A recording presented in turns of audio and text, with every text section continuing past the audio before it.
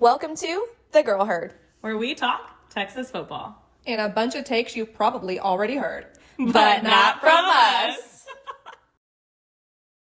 Hey friends, we're back after the spring game to give you our full rundown of what we thought. and back in general, right? It's kind of been a little minute. I know, but it felt like a full game day experience. I loved every second of it. Yeah, I don't think that I expected it to be that elaborate. Um, but it was all, especially with the weather, right? Like the crowd that actually came and endured the rain and the mist and all of the things. It's like, we're ready. Our fans are like craving football. Yeah, I didn't really have an expectation. I know, Devin, we kind of talked about it, like how many people we thought were coming. It was a big thing about how many attended the Bama one. And then there was lots of other spring games that happened on Saturday as well. But I was shocked. We were with a lot of people that have been to a lot of spring games who are living in Austin and from Austin, and they said this was by far the most attendance they've seen in a while. Yeah. That And in Ohio State, we got to get our attendance up for the next coming one. I think it probably will go up. And I'm wondering what would have happened had the weather not been kind of hanging over everyone's heads. Like the days leading up, rain makes it especially difficult. And I don't know why, but like I tried to bring an umbrella into DKR and they were like, ma'am, you can't have this. Like, it's like, well, there also can't be rain on my head. But thankfully the people working the door, they like helped me hide it in a little secret spot. So I was able to save my, which I mean, that umbrella was probably $5 from a gas station, who knows?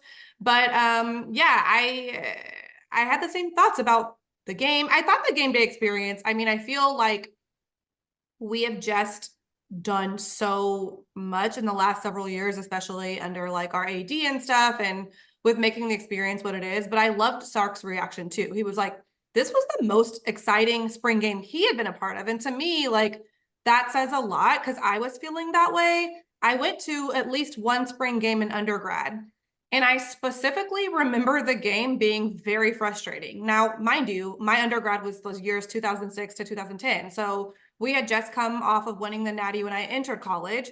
And that whole 4 years, we lost like what, less than 5 games, I think it was.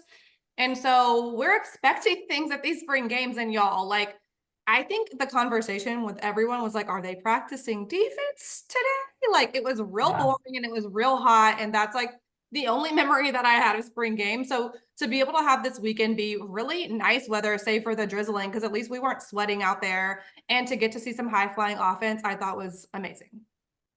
I agree. I think that I remember somewhat the same. It used to be like a practice, right? Like that's what I remember in my head about spring game. And it wasn't this like fluid experience like you're talking about. It was just like, wait, Well, I think it what's was going on? Michelle.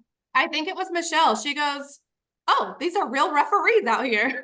So Oh yeah, yeah, like I I actually, did. Because I recognized like the guy that was on screen. I was like, wait a minute, like we've seen that guy before. He's real. Like I don't know what I thought it was, or like I mean, it's been a hot minute since I've been to a spring game, but I was like, okay, we're playing some games. And at first we thought it was not tackle, it was touch. It seemed like, but there were some different rules, but it was actually tackle, like some instances. So I was like, all right, we're playing some football here. yeah, super exciting. I also loved how they made the in-game experience very real, like seeing the interviews with Marquise and with Bijan. That was awesome. But like more than that, to me, I just feel a certain energy around the program that we haven't really experienced in such a long time. And I do have to plug like those 2005 to 10 years, because like that's when we were in college, right? Like that's what we expect of the program. And I think there's been so many dark years that we've talked about on our other pods and whatnot. But to like have the game day experience and be seeing like my classmates running into them at the game, and to see so many players come back and support now, I think just goes to show you that we're back engaged because the team is meeting the expectations of what we got to see as undergrad students at the school. Agree. Like we went through the trenches as a team after we left college, and it's so exciting for me that now students that are there to get to experience like how we felt because football at UT was electric when we were there. And what were you doing if you weren't going to a game? Right? And so for so long now, people just the team wasn't delivering like that what people had hoped and they were not attending the games, but I feel like just like you said, that energy and that pulse has come back into the city and come back into the university, and it's so exciting to see. Yeah, and to be able to go to a game, you know, even if it's spring game and it's free, and like Devin, you were saying, like even the garage was free. So being able to be like, all right, it's first come, first serve. I can attend this. Like maybe you don't have the option to be able to go to games in the season, but you can get the experience in a spring game setting and have, yes, like they still played music. They were still doing the hype stuff. They were still like exactly like you said, Devin, like interviewing. You know, there was all sorts of things. And of course we were excited. Like I remember like standing up, we're cheering when like, you know, they lobbed the ball. We were like, what just happened? Like they just got an actual touchdown. They're running like this. It was all exciting. But Yeah, and I think like Devin mentioned the electric offense that we got to see on Saturday made it that much more entertaining, right? Like, and for me, that was one of my favorite parts to see so many different people being utilized as offensive weapons, which is yeah, something that I am beyond excited about. Like, I cannot wait to utilize so many different people on the offensive side of the ball and just the trajectory we have at QB. I know, Devin, like you are super hype about Owens being like a Houston hometown guy. And he was one of the highlights for me. Like I loved seeing him play and lob the ball and be so confident in playing and him connecting with Wingo, like two freshman babies. And I feel like as they continue to grow, hopefully they stay at UT because I think that's going to be another dynamic duo, like what we got to see back in our day with Colt and Shipley and all of the other guys. I think that could be awesome. I think we've talked about this. I mean, I know we have in our other pods, you know, but like Ange, you said, talking about our offense and like all of the options that we have. And that was also my favorite part, like getting to see that in real life. Like we've talked about it. We have a lot of good players, but we've had that before where we have good players and they're still not making those plays. So getting to see, I mean, yes, it was spring game. I mean, people are gonna be like, y'all are getting ahead of yourself, but it was just exciting to see that they were actually making those plays. They were using all their weapons. You know, I know there was a couple comments that we didn't get to see everything that they had planned or like they've seen in practice, but like what I saw, I'm excited for. And if they have more, that's even more more exciting for the season to come. Yeah, I mean, yes, back to what you were saying, Angie. In fact, I had a little shout out for Trey. I was like, let me go pull out the maroon and white digs. I have Yeah. to for him. Go Trey. I was genuinely so excited. I mean, first of all, the write-ups today were all about like who writes about a third string quarterback. People got to know who he was. It was really cool hearing folks kind of whisper in the crowd, oh, he went to Sci Fair and that's my alma mater. So I'm really happy that he represented BFND well and he's holding his own out there. I feel like it's cool to hear Sark talk about the depth. And like you mentioned, Michelle, we've all been talking about the depth, but to see it demonstrated, because again, not too much on like the years we were in college, but like we had the players, and I just remember the spring game being very much like connected passes happening. So Yeah. you know why? Maybe it's shout out to the defense back then, but yeah, certainly very thrilled for that. And I feel like it brings me to like you're saying, don't get ahead of ourselves and such. I mean, of course, people are gonna do that. People are gonna talk, but I feel like what does it mean? Like, what are the expectations of this team going into 2024? We just came off of our first CFP appearance and, you know, our finish right there at the top. So going into this year, knowing the schedule we have, who we're coming up against, like, what are the expectations? I think they're big, Yeah. honestly. Like we have some heavy games on our schedule this year as our first year in the SEC. We're also playing at Michigan against the team, who just won the Natty, right? Like granted they've lost a lot of people, but to be able to go to Michigan and get a win there, I think would set a huge tone for this team in this season because again, we have some big games lined up and in Austin, right? Like Georgia arguably being one of the biggest games that we're going to have this year. Um, I think they're going to have to like really mentally prepare, right? Because it's week after week. We are in the SEC. You better come correct every week. Yeah, I mean, I think expectations are high. And I think even, kind of, Ange, what you're saying of like these big games we have coming up, that was even a conversation about spring game. Like, there's a lot of these players that have never played in DKR, and being able to play even in DKR, even if it's spring game and get their jitters out, that's going to be the same as if we go to all these other places and even the playoffs. Like, I know we had jitters there too when we played last year. And so continuing and getting that time out there in those trials are great. And I mean, I stand by my season record and that we're going to have no losses. But no, I mean, we'll see. Everyone keeps talking about the Georgia game, the Michigan game. Those are two things that people say. When we interviewed some people this weekend, when I asked what records, like everyone was like, but the Georgia game, like, or, oh, wait a minute, we're also going to Michigan, since both of those games aren't normal for our schedule, if you will, in the previous years. So all of these will be interesting. I mean, we have a lot of targets anyways, just going into SEC, but I have high hopes for these guys. Yeah, we need to get more engagement. Comment below what your predictions are for this season. I'm glad that you're throwing yourself out there and saying no losses, Michelle. I was laughed at last year when I said we'd be running the tables, which I was told by a certain someone that running the tables means no losses at all. I meant just going to the playoff and winning the title, which we were one game away from. So I stand by what I said. I said what I said last season. But I feel like because of all the bad years that you mentioned, Angie, like Texas fans have had to like tuck tail, if you will, because like we've embarrassed ourselves so much being like Texas is back or like whatever it is. But Michelle, I have to agree with you. Like Georgia will be interesting, but I just don't see us losing in the regular season. I see us going very far. The playoff is expanding. It will be interesting. And I mean, is that crazy to like feel that way? No, I don't think it's crazy, but I feel like we've talked about this too. Like, would you rather have a loss in the regular season, right? And who would you rather lose to, right?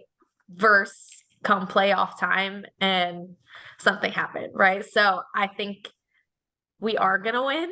I do have that high hope for us, but I kind of like, okay, maybe they need a little like taste to like get them going and like, okay, we know what loss feels like. I'm not about to feel that again.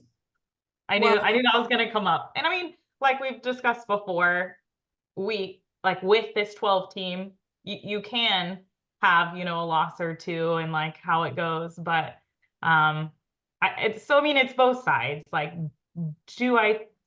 could it happen and we be okay? Sure. But do I think, like, would I like to see this team have an undefeated season and think that it could be actually possible with what I saw? Yes. Yeah. And I don't like, again, I don't think that, I think a lot of people are probably not going to say what you said, Michelle, but they're believing it too. Another related thing with this, like a couple of things on the loss thing, I really want to keep an eye out on the end of the season and how coaches strategize, because it might be that they build that in on purpose to get a certain seating or a certain path to the championship. Because of course, like if you ask anybody, they want a ring over like a loss in the regular season. They'll take that any day of the week, right? Yeah. But with all of that said, one of the big conversations was depth, and we've been talking about depth throughout the podcast as well. And Sark is smart, and the program and the eyes that are on the program and the people that want to be a part of the program now based on where it's been and where it's grown to, I think that is the separating factor for us this year to go to a national title game, because we just saw at least 3 strings of quarterbacks who could play for us, like seriously, in the season this year. And so to me, that gives me a lot of confidence around how far we can go, because expanding the games, we know injuries will happen. We know Quinn has suffered before. And so hopefully he's able to get through a very full season of nothing going down with him. But now he can have confidence too and feel like it's not all resting on his shoulders. Yeah, I mean, Devin, oh yeah, go ahead. okay. I was thinking about that because they were talking about how spring game we had no injuries. And so that's awesome. And that's like not actually the expectation and how good that is. So of course that can happen. I think it's a good point, Devin, about like maybe they build it in. Like, I mean, thinking about our season, like, I mean, even because we're thinking about it in terms of traveling and where we're going, like there's not a whole, I mean, we have bye weeks, but like there's a lot of games that are back to back that are no jokes. So I mean, it's anything's possible. Back to that undefeated record thing, I guess the OU Georgia situation is quite a hairy one. I hate people say that, but it is a hairy one, I guess. And so we'll have to see if we can get through that. Then Michelle, I think that we will be in good position. Yeah. And I think bringing it back to the depth conversation, I thought it was really interesting. One, start talking about playing in Texas in August and September and potentially October, and how much depth you need just because of the elements, right? Like, I don't think that I realized how many players, I think he said 32, sometime for a half, right? That they're having to rotate in because it is so hot and it is so demanding. And so I think for me, something that I'm looking for, like they've mentioned, the lack of depth that we have on the D line. But I am very interested to see, we brought in Coach Baker from the Dolphins, and the Dolphins defense is no joke. So I am excited to see what he does and what he brings, and who else that maybe we can pick up or develop, or who's going to show up on that D line and in the depth charts in that position. Because again, the SEC, like, we gotta come for those O lines, right? We're gonna have to get to the quarterbacks for sure on defense. Well, and I think that's like one of the great things as well about spring game and this game that happens is, and that we've already noticed it, like we have some gaps in some places, and that was definitely one of them. And sometimes when you watch these spring games and the scores are high, you're like, where were the D lines here or the defense? So agreed. Like, I love that it's something that we've already noticed, and I think it's something we can tackle as well. Yeah. Sark said unintended. Sark said we need the big boys, and I think we actually got one from Arizona even just today. So we are addressing it like he said that we would. And I've got no doubts that the transfer portal will be the place for us to sort of shore up that weakness before heading into season. But talking transfer portal and all of the things that we discussed on the last pod, and we're speaking about depth, right? Like, that's an ongoing balance of, okay, where's my spot within this program? You got to wonder, like, what's the internal PR and like culture and just like mantra. But I don't know if you saw, if either one of you saw, they were speaking to the running backs that we have, and they were speaking to Baxter, I believe, who's obviously next up. And then if you think about what's sort of happened and like the evolution of that position at our school, it talks about all of this stuff in terms of reps. And again, it's so smart because now UT is being looked at as a school where, hey, you can be second string, third string, and get serious looks in the NFL, which is what happened to Jonathan Brooks. And you all, like, look at his year. He didn't even play the whole year because he got hurt. But guess what? We didn't see a lot of him the year before that, because Bijan was in the role mainly. And so you have a man in Jonathan Brooks who is now RB1 in the draft that's coming up this week. And all he did was a season of work. And guess what? At that role, they have such few years in the league because of the wear and tear on your body and the running back position, that it's brilliant. And all of the running backs that are in that running back room are repeating all of this because they've bought in on it and they've seen it. So now they believe in it. And I'm hoping that that is what's being spread across the wide receiver room, which we know is very competitive, the quarterbacks, which we saw, and then just down the line. Yeah, I think at UT, right? That running back position, start like Ricky Williams, right? Like who is it, Bijan, who is it going to be this year and taking those turns? But again, like we talked about this, I feel like a little bit at the spring game. Can we please stop running it up the middle? Like, let's do something different, swing it to the side or the O-line. You got to make the holes that running back needs to squeeze through and make like a true impact in the running game. And that's what I'm hoping to like come June, July, that's really something that they harp on and focus on because it is. We love the running game. We have for forever as UT and Texas football had a powerhouse running game. And so like, let's bring it back. Like, let's run down some people's throats. Yeah, we even saw running back, catch the ball real quick and go. So like, I mean, they, again, like it's back to the depth and what we have, but I agree that it's exciting and like being able to rotate these and like people be able to see that, okay, if I'm not the first string, that doesn't necessarily mean I'm not going to get playing time and or get looked at for the NFL. And it was great to see those guys come back and get interviewed both for the game day experience for us, but I'm sure that was great for as well as the current players and being able to see like, hey, they love this university and this team so much and the coaches that they want to come back and say hi and even just, for a spring game, come chill with the crew, which was nice to see too, because there was definitely some years there and we've kind of mentioned this, but we all know it that players weren't able to come back or alum weren't able to come and like especially on the field. So it's nice to see that camaraderie again as well. Well, what was y'all's favorite part of the day?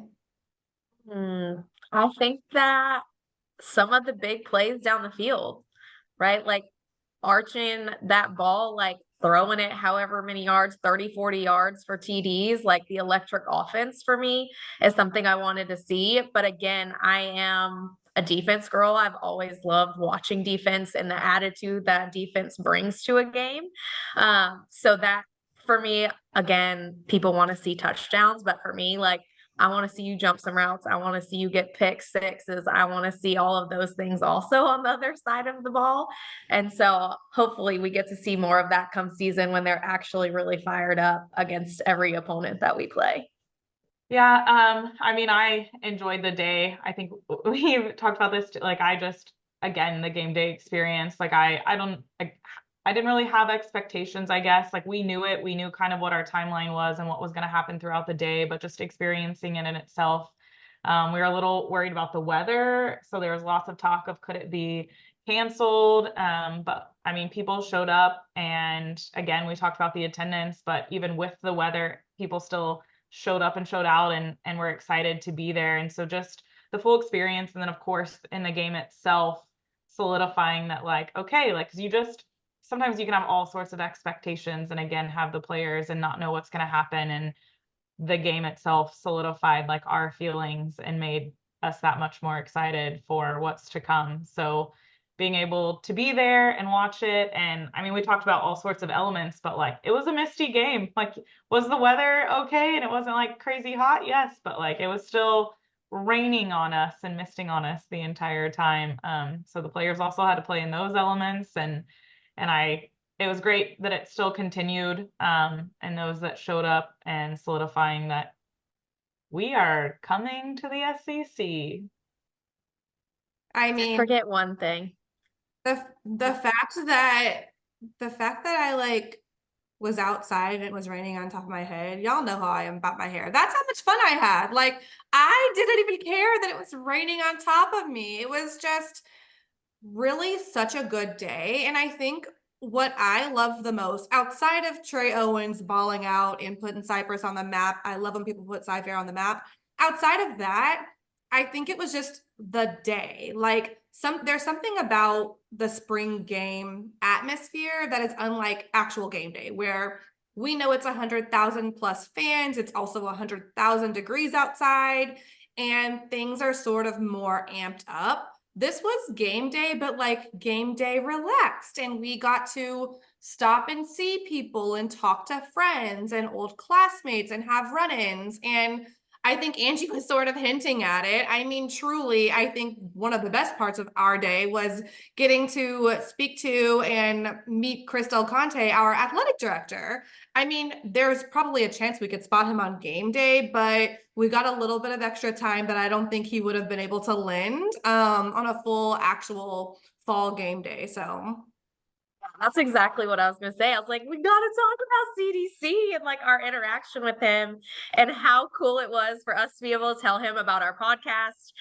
He asked, how are you gonna have a podcast and not have me on it? Which help us out. We want him to come on our podcast. We're gonna do everything in our power to get him there, but then also him cracking up laughing and loving the name that we've come up with is just made me feel so good, right? Like, and proud of what we're doing and what we stand for. And this started out as a passion project for us. And like, look at where like our passions and like our excitement of around Texas football is like taking us.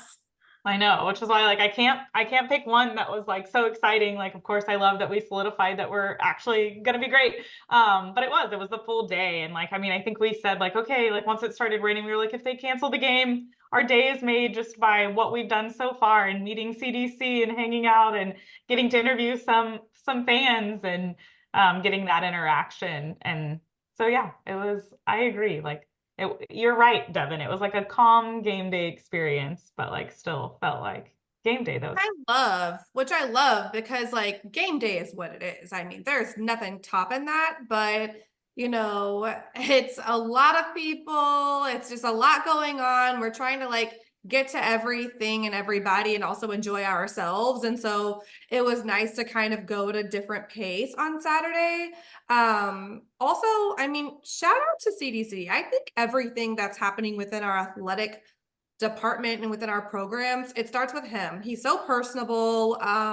Truly, I don't know how he does it all. So I just wanted to say thank you to him for taking the time to connect with us, which I'm not shocked that he did. He connects with all of our fans and loves Longhorn Nation. But I mean, truly, it's up like in football, but across all sports, and it starts with him. So just hope that he's here with us for the long haul. Yeah. And if you want to join us, CDC, anytime, you're welcome.